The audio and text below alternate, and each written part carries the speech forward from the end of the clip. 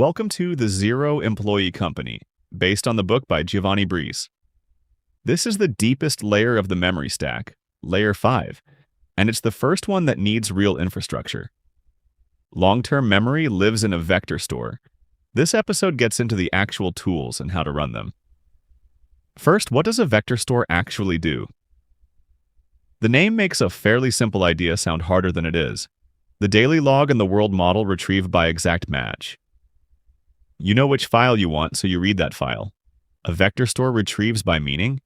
It takes a piece of text and runs it through an embedding model, which turns the text into a list of numbers that captures its meaning. Then it stores those numbers. Later, you give it a new piece of text. The model embeds that text the same way, and the store finds past items with the closest meaning, even when they don't share any exact words. That's the trick.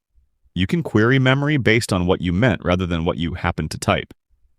So an agent can recall a decision from 3 months ago because it's relevant now, even if the wording is completely different. Now the tool's because you asked how to install this stuff, not for another theory lesson. The store itself is a vector database. If you're running it locally on your own machine, the two common choices are Chroma and qdrant. Chroma is the easiest place to start. It installs as a Python package with pip install chromadb, and it can run inside your process.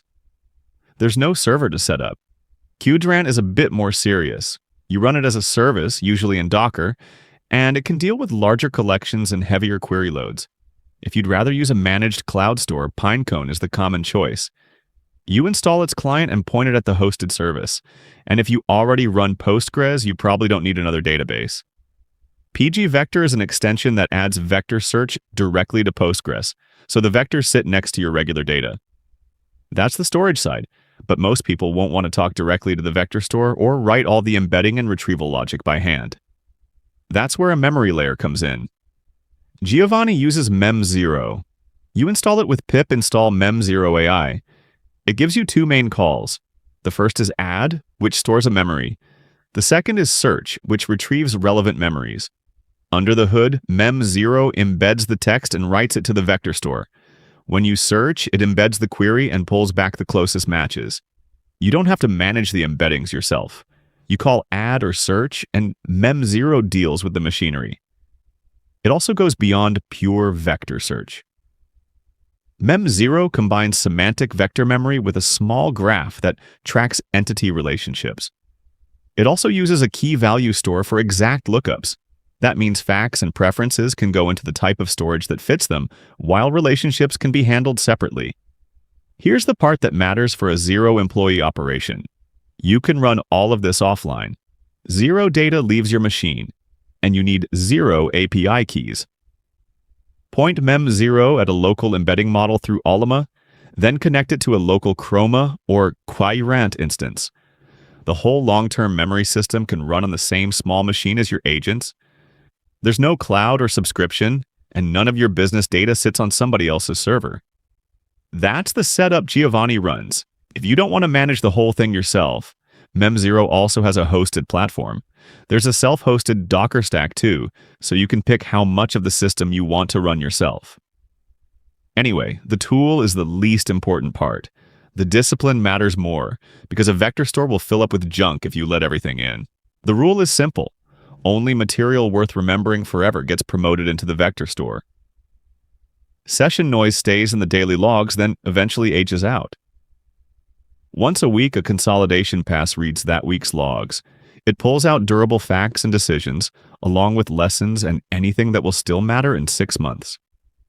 Only that material gets written into the vector store. Everything else stays behind. This keeps the store small and clean, which keeps retrieval sharp. A bloated store gives the agent noise.